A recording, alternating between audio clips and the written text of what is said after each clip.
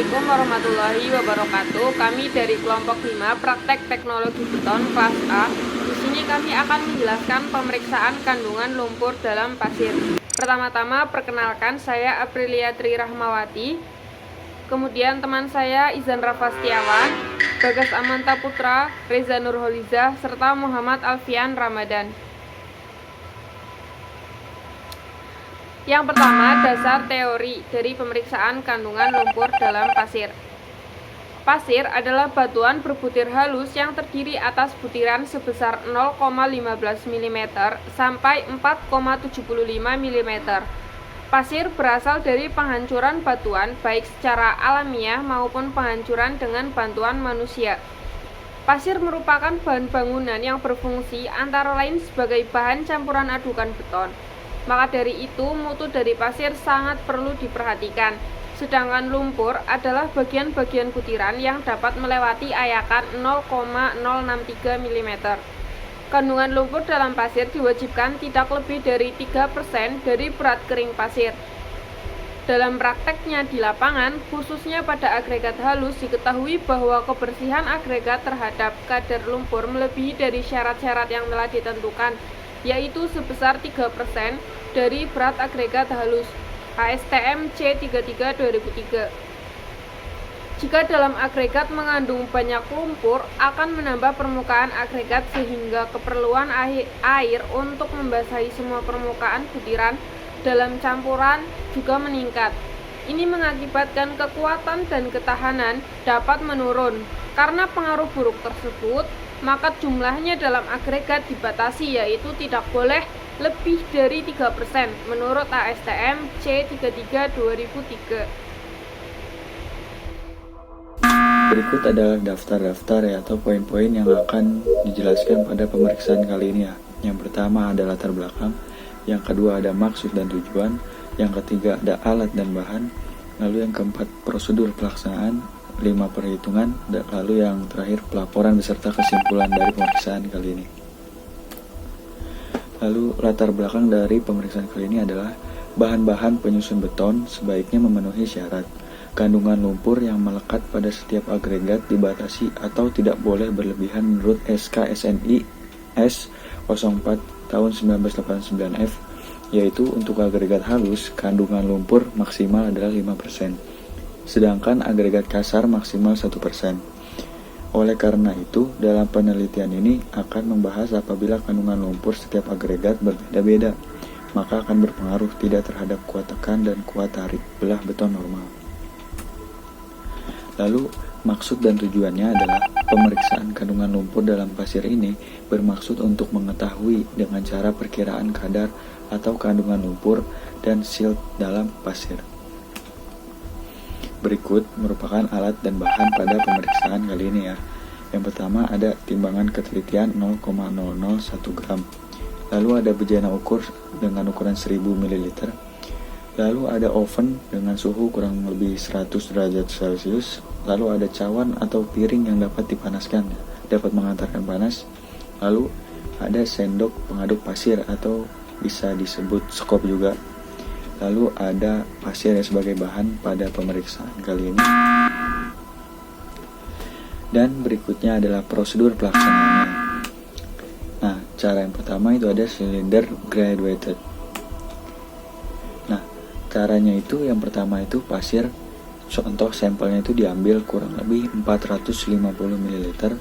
Lalu selanjutnya dimasukkan ke dalam bejana ukur yang berukuran 1000 ml. Lalu kemudian ditambahkan air suling ke dalam bejana ukur, lalu ditambahkan pasir tadi kurang lebih sampai mencapai 2 kalinya ya. Jadi kurang lebih 950 ml. Lalu langkah selanjutnya kocok sampai terjadi pencampuran yang baik kurang lebih selama 15 menit sambil ditutup rapat. Lalu setelah kurang lebih 24 jam catat endapan yang terjadi dengan notasi H1, yaitu tinggi pasir awal, dan H2 yaitu tinggi pasir setelah diendapkan kurang lebih 24 jam. Ya, selanjutnya cara kedua ya. Di sini yang pertama kita ambil 100 mm dari pasir contoh, kemudian masukkan ke dalam oven kurang lebih selama 24 jam, Nah, setelah didapat kering oven, ditimbang beratnya, lalu didapatkan W1. Kemudian lakukan pencucian untuk menghilangkan lumpur sampai didapatkan pasir dengan indikasi warna air pencucian jernih. Usahakan tidak ada pasir putih yang terbuang. Nah, terakhir, oven kurang lebih 24 jam lagi setelah didapatkan kering oven, timbang beratnya dan didapatkan W2. Lalu ini ada video praktikum tentang tentunya pemeriksaan kandungan lumpur dalam pasir ya.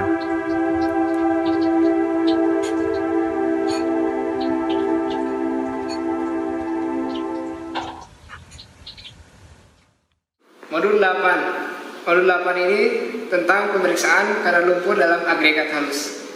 Tujuannya, pemeriksaan ini bertujuan untuk memeriksa kadar lumpur dalam agregat halus. Dalam Peraturan Beton Indonesia tahun 1971 menyatakan bahwa kadar lumpur untuk pembuatan beton itu harus kurang dari 5%.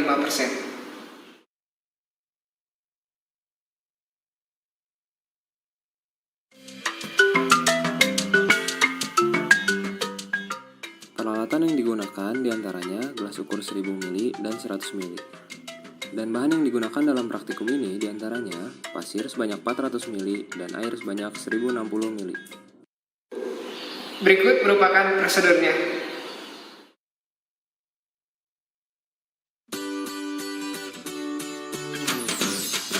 Setelah menyiapkan alat dan bahan, masukkan pasir dalam gelas ukur hingga 400 mili.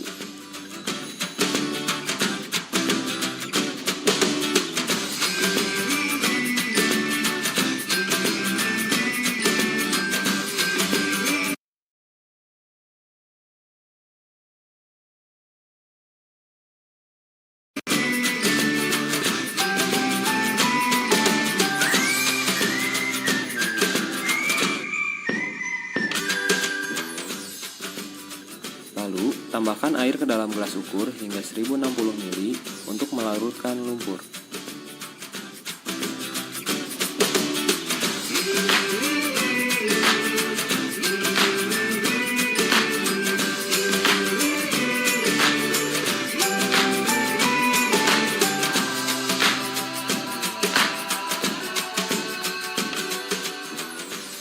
Setelah itu, tutup permukaan gelas ukur menggunakan plastik dan karet, dan lakukan pengadukan dengan cara membolak-balikan gelas ukur tersebut berulang-ulang.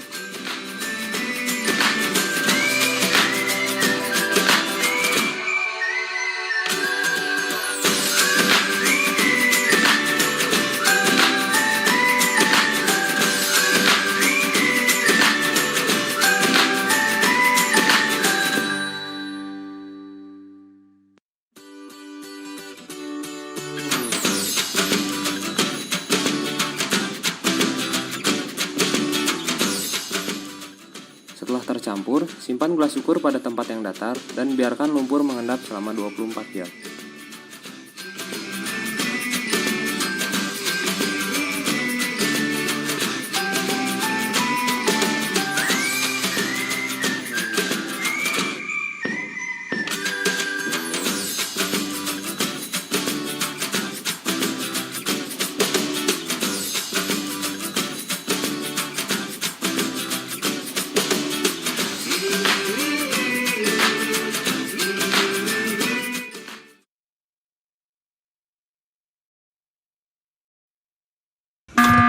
Selanjutnya ada perhitungan. Nah, dalam perhitungan ini terdapat dua cara, di mana yang cara pertama akan saya jelaskan. Nah, kadar lumpur dalam agregat dihitung dari H1 ya. Nah, H1 ini adalah tinggi pasir dengan endapan setelah 24 jam, dan H2 adalah tinggi pasir tanpa endapan setelah 24 jam. Nah, ada gambarannya nih nanti dengan rumus persamaan kadar lumpur dalam persen sama dengan dalam kurung H1 dikurang H2 per H2 tutup kurung dikali 100%. Nah, ini adalah keterangan di mana H1 tadi adalah tinggi pasir dengan endapan setelah 24 jam, dan H2 nya itu tinggi pasir tanpa endapan setelah 24 jam. Dan dengan D itu diameternya, diameter silinder graduate. Ya.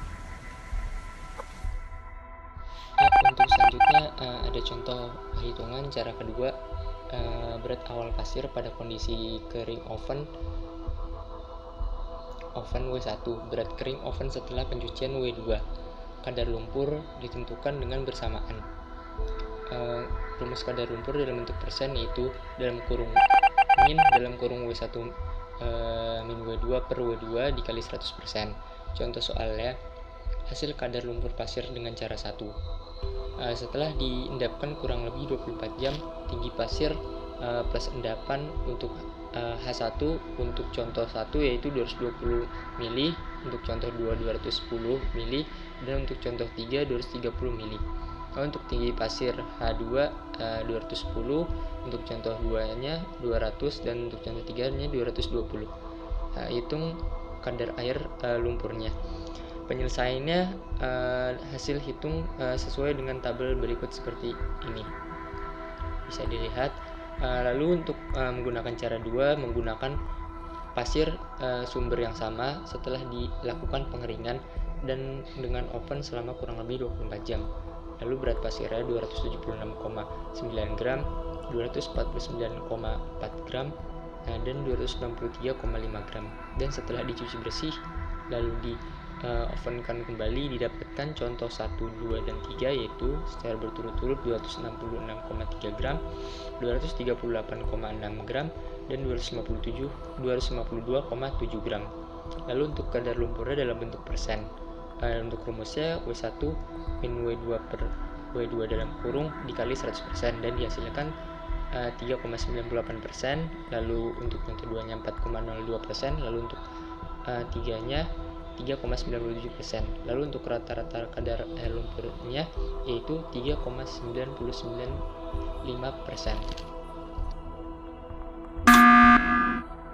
Kemudian ada pelaporan. Nah, di sini sudah tertera laporan pemeriksaan kandungan lumpur dalam pasir dengan uraian, yaitu yang pertama, setelah didendamkan selama 24 jam, tinggi pasir ditambah endapan atau H1 pada contoh uji pertama yaitu sebanyak 220 mili, kemudian yang contoh uji kedua yaitu 240 mili. Nah, selanjutnya setelah diendapkan selama 24 jam, tinggi pasir atau H2 sebanyak yaitu 210 mili untuk contoh uji 1 dan 230 mili untuk contoh uji 2. Kemudian dihitung untuk tinggi endapan adalah sebanyak 10 mili untuk kedua contoh uji, lalu kandungan lumpur atau kadar lumpur yaitu untuk contoh uji 1 3,98% dan 2,76% untuk contoh uji 2.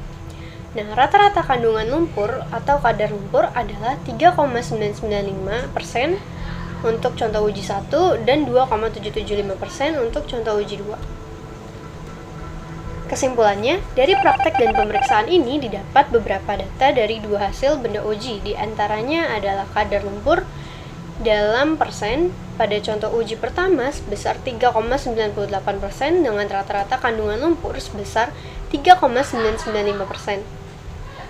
Serta pada contoh uji kedua didapat kadar lumpur sebanyak 2,76% dengan rata-rata kandungan lumpur sebesar 2,775%. Ya, sekian presentasi dari kami. Terima kasih atas partisipasinya dan mohon maaf apabila ada kekurangan dari presentasi kami.